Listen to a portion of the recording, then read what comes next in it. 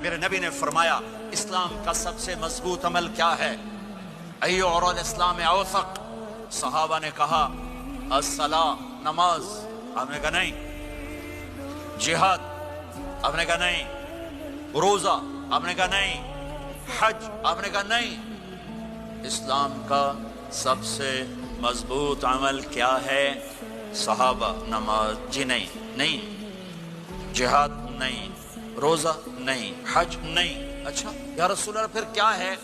سنو اور سے توجہ سے.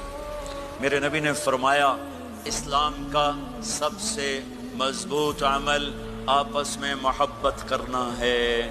اسلام پیغام محبت ہے. میرے نبی کی زندگی محبت کی پوری تصویر ہے. کسی سے نفرت نہیں، بغض اللہ کے لیے، محبت اللہ کے لیے. یہ اسلام کا سب سے مضبوط عمل. میرے نبی نے فرمایا